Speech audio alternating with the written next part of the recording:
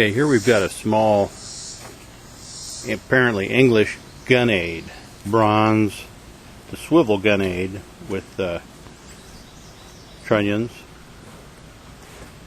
It's about 26 inches long. It's unmarked with the exception of a cast-in crown and possibly some faint character over that. I don't know. It's about a 1-pounder swivel Gunade.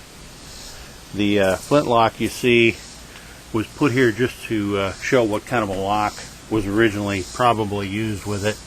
It didn't come with it. That lock is made by Sherwood. It's a typical, I think a typical British military naval gun lock, although I don't see a broad arrow on it anywhere. This is a chambered swivel. The chamber is just slightly smaller than the bore. It's about 2 3/4 inches long.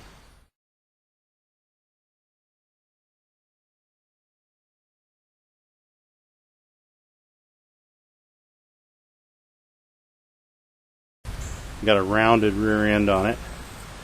An interesting feature of this, of course, is the recess that was cut in it after its original manufacture, I believe, to accommodate a flintlock or possibly later a percussion lock.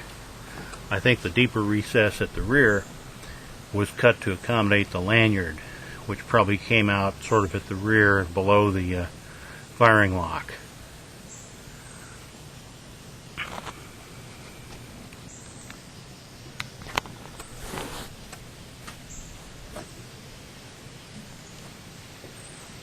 The piece has a typical false muzzle. It's typical of carronades and gunades, and the last short distance is not the correct diameter of the bore, but larger, and that's apparently to ease loading in rapid fire situations.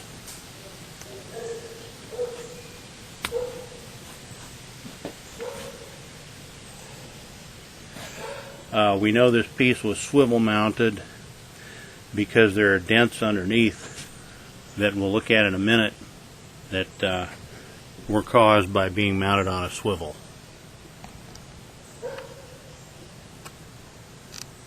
There's the lock again. We might as well go ahead and just try that on, see what it looks like. You see that lock is quite a bit too wide for this piece. Okay, so here we went ahead and set the lock on it to just kind of show what it would look like. And the lock is a bit large in proportion to this gun. It wasn't intended for this gun, as I mentioned, so it's possible, quite probable that this swivel Gunade had a smaller flintlock, more in proportion to the overall weapon. But that's, anyway, kind of what it would have looked like. You can imagine a smaller lock.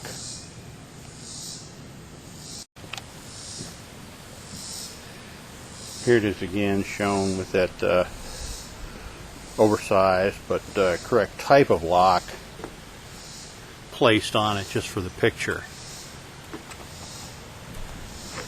You can see where the lanyard pull is at the rear of the lock. The lanyard would probably have a knot up here. Well, it would pull up this way, and this is a fairing to allow the lanyard to not bind on it, and pulling the lanyard would cause these pieces to get closer together and would trip the sear on that flintlock. You can see where the pin went through. See where the pin went through to hold the lock in place. And at the front, it looks like, I don't know whether this could have been British East India Company, possible, or what.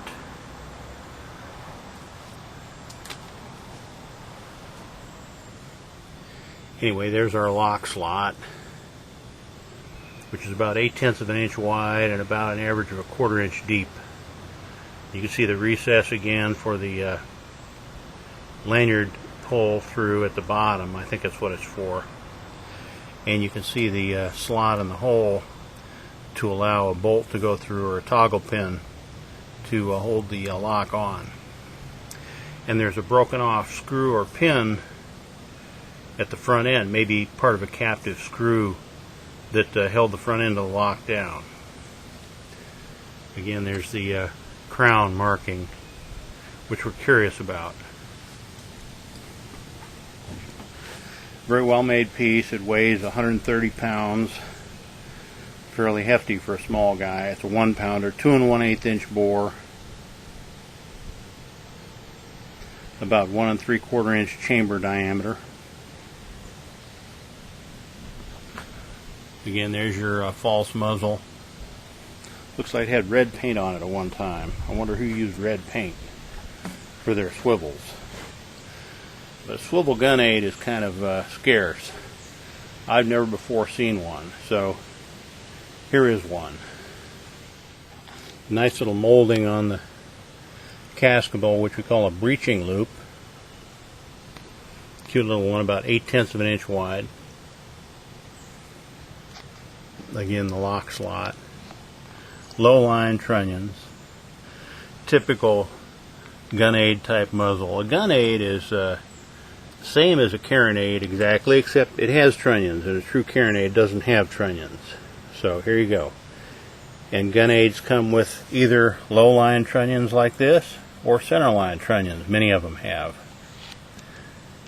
Now we're going to look at the underside of the piece.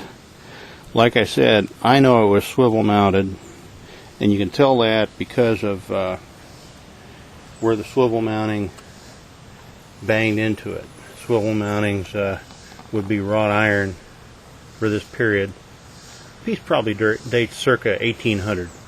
Anyway, these two dings here are almost certainly the result of the wrought iron swivel mounting. This thing was probably out at sea, and if they didn't secure it really well, it would be occasionally pounding on this thing with the rolling of the ship.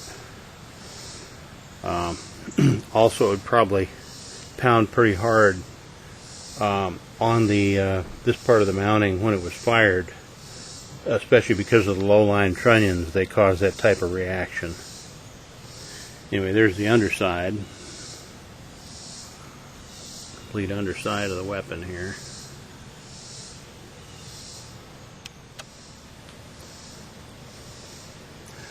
And here's the swivel Gunade, 1-pounder, 2 1/8 inch bore,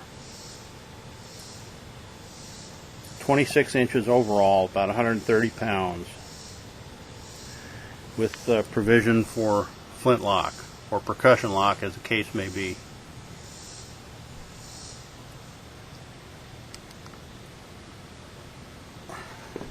Let's do that again. Stem to stern. Take a look at it.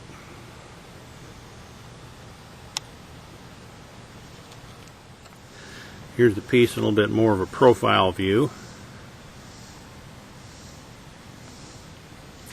Look at the side of it.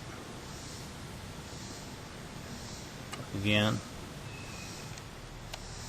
This view, you can see that false muzzle I was talking about pretty well. See the muzzle moldings, typical of a Gunade or a carronade. And we'll look down this side, kind of at a profile. There's the 1-pounder swivel Gunade, probably circa 1800. The only one I've ever seen. We're fortunate enough to be able to pick it up for our collection.